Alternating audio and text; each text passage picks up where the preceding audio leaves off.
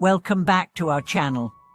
This space is dedicated to exploring the deepest truths of life, the wisdom of the Dharma, and the boundless potential within each of us. Today, I want to speak directly to your heart with a message that may forever change how you view yourself and the world around you. It's the revelation that lies at the core of one of the most profound teachings in Buddhist history, the Lotus Sutra. It declares that every sentient being is a future Buddha, not merely metaphorically, literally. The truth is, you've always possessed Buddha nature. You've simply forgotten. You may have heard the phrase, "Tall beings are Buddhas." It might have sounded poetic, idealistic, perhaps even unreachable.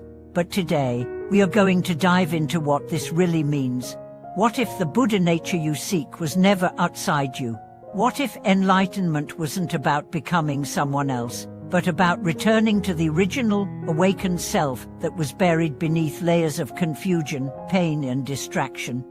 Let's begin with a powerful allegory from the Lotus Sutra, one of its most famous stories, the burning house. Picture this: a massive mansion, deteriorated, engulfed in flames.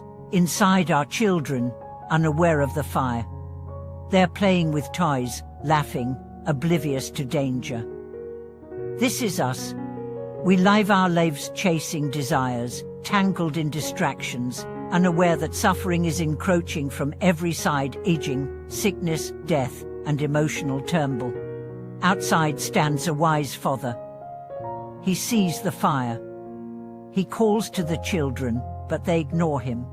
So he uses skillful means. He tells them outside are toy carts more marvelous than any they've seen: goat carts, deer carts, ox carts.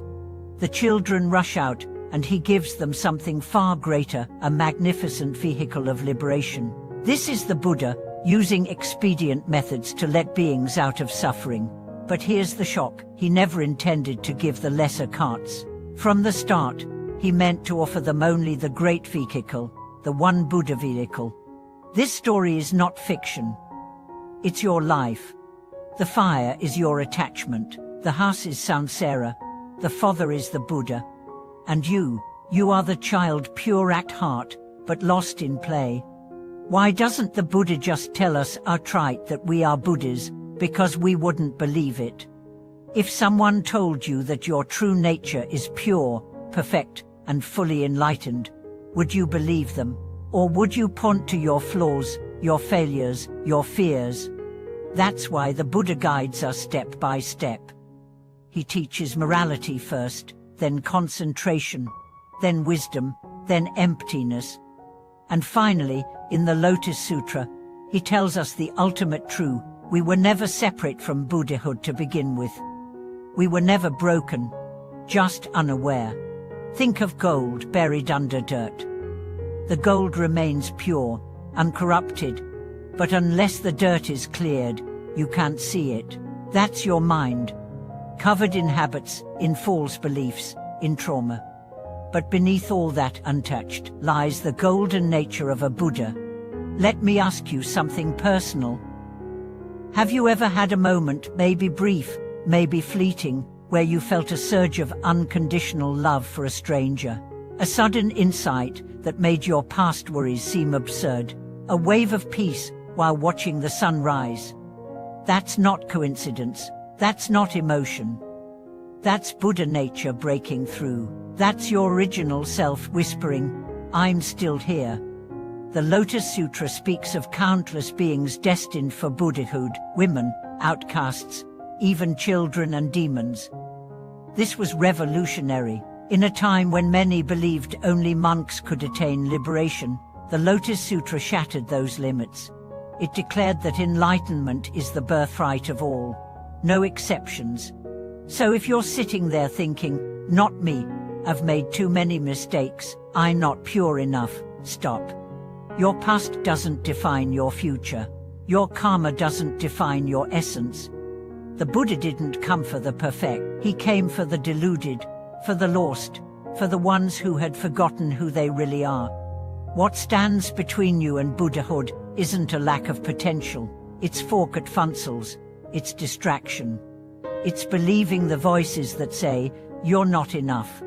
Those voices aren't your truth. They're the smoke from the burning house. And here's the radical message of the Lotus Suit. You don't have to wait for lifetimes to begin reclaiming your Buddha nature. You don't have to become a scholar or a monk. You simply have to remember. That's it. Remember, and act from that place. The more you remember, the more your actions align. The more your actions align, the clearer your nature becomes. Until one day, the smoke lifts, and you stand in your full brilliance, not as someone new, but as someone finally seen. Let me share a real story. A friend of mine once lived a life of anger. He fought with everyone, blamed the world, abused alcohol. He stumbled upon the Lotus Sutra by accident, an old book in a thrift store. He read it out of boredom. Something clicked. He said the words, felt like they were speaking directly to him. He didn't understand all the doctrines, but he understood one thing. I'm not just this broken man. That one thought changed his life. He began meditating. He began helping others. He didn't become a saint overnight, but he became honest, open, awake. That's the path of a Buddha. The world today tells us we must become something more successful, more beautiful, more knowledgeable. But the Lotus Sutra tells us something revolutionary. You already are. You just have to uncover what you've buried. And what does that mean in daily life? It means treating each person as if they, too, are Buddhas in disguise. It means seeing through the noise to the essence. When someone is rude, see their pain. When someone is arrogant, see their insecurity. When someone is silent, see their soul. That's not naivety, that's wisdom. And don't forget to do the same for yourself. You will stumble, you will forget. That's okay. The Buddha doesn't love you less for being human. He knows your struggles. That's why he gave the teaching. That's why he left the map. You are not a sinner. You are not broken. You are a Buddha in training. Every mistake is a lesson. Every moment is a choice. Every breath is a chance to return. Before we end, let me offer a final reflection. Sometimes, the hardest part of spiritual life isn't discipline, it's belief. Not in a doctrine, but in yourself. But belief isn't a feeling, it's a decision. Decide today to believe in your Buddha nature. Decide to treat yourself with the same dignity you would show a saint, and then extend that dignity to others. You don't need to wait for a special sign. You don't need to hear a voice from the sky. You already have the sign, the fact that you're hearing these words, that you're seeking, that you're listening. That means the fire is already burning low, the smoke is thinning, and beyond it shining, silent, steady is the Buddha you've always been. Thank you for watching this video. If this touched something deep inside you, share your story. What helped you remember your Buddha nature? How do you stay connected to it in daily life?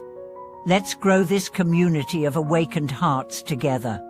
Subscribe, like, and comment to keep the flame alive.